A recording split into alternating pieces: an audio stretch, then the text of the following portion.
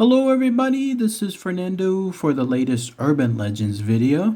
Alright, let's go ahead and let's mix another one of these in here. Once again, coming from the Urban Legends online website, this one showcasing 3 urban legends altogether. Each one is distinctly different from one another, and the reason why I'm featuring 3 is because they're a little short, but at least it's going to give me a chance to showcase more, and then again, give my own thoughts and opinions on each one. The first one has to do with the accidental killing of a person by a Good Samaritan. The other one has to do apparently with an infamous tale associated with a cheating husband. And the last one has to do with an escaped lunatic. The first one is called Killing Savior. The next one is called Cheating Husband Loses Porsche. And the last one is called The Nut and the Nuts. So let's go ahead and let's feature all 3 of these here. And then let me know what your own thoughts and comments are on there as well. So once again, the first one is called Killing Savior, and here's what it says. A girl and her friends were walking home from a party. They heard a rustling noise during their walk, but they forgot about it instantly. Her friends lived in another neighborhood, so the girl was soon walking home by herself. She heard that noise again, then she heard footsteps approaching, and so she started to jog. The following footsteps quickened with hers, and now they sounded like they were jogging behind her. So she panicked, started to run, and whatever she was doing, it was continuing to follow her. So the girl ran into the road without looking, and she was immediately hit and run over by a speeding truck. This young woman died instantly. Now the stalker who was following the girl witnessed everything. They witnessed the driver of the truck hit her prey. This driver, this Good Samaritan driver, had previously seen the girl being followed, and she began to cry and call 911 on her cell phone. But while she was doing this, when the girl ran out onto the street, the distracted driver struck and then killed the girl as she was trying to save her. Then that's it. That's everything associated with this urban legend. So let's talk about that here. Quite a unique tale, right? Again, these urban legends could be false, but they could have some mixture associated with them. But if you believe this one, apparently at some point somewhere here in the US or maybe in another part of the world itself, there was someone who was trying to save what they believed was someone that was being stalked, or they had seen this poor woman being stalked, and then as they were on their phone trying to call the police, little did they know that this young woman would instantly be out there on the road, and then they got hit. They got hit by the very truck/vehicle that the savior was trying to utilize to, I guess, call for help and then get help as well. What a horrible way to do something like that, to be able to try to help someone and then it ends up being the worst case scenario.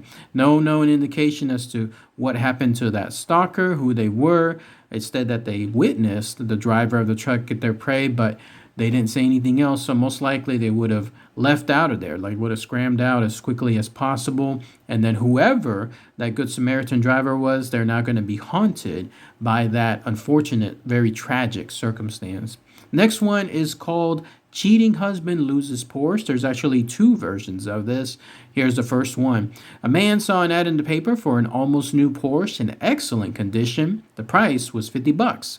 He was certain the printers had made a typographical error, but even at $5,000 it would have been a bargain, so he hurried to the address to look at the car. A nice-looking woman appeared at the front door. When questioned, she replied that she had placed the ad in the paper and that the price was indeed $50. The car, she said, is in the garage. Come and look at it.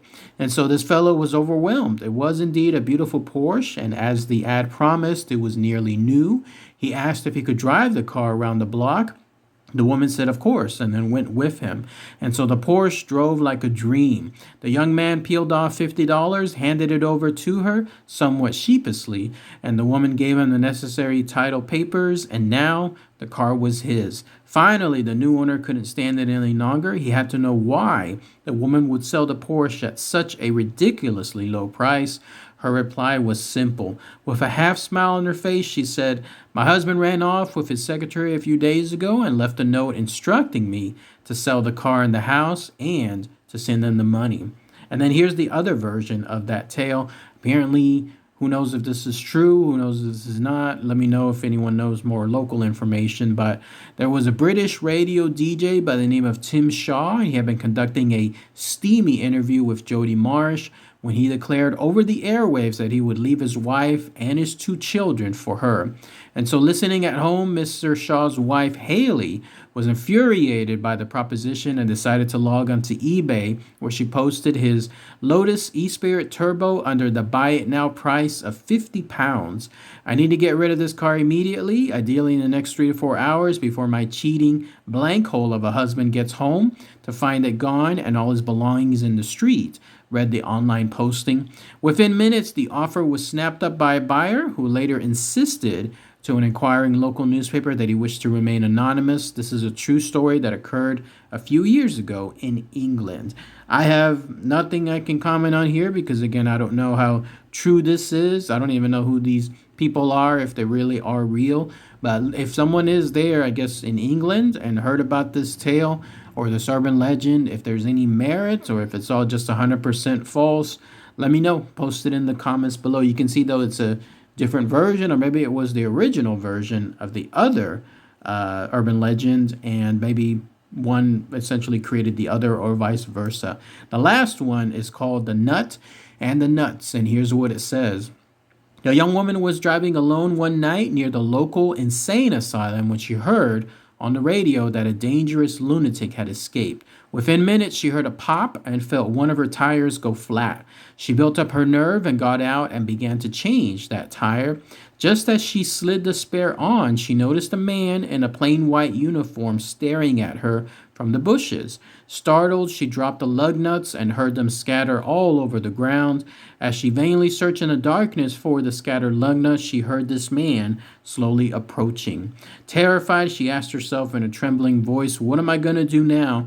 And the lunatic replied, "Why don't you take one nut from each of the other wheels and put them on the spare?" And so she did, and was soon on her way.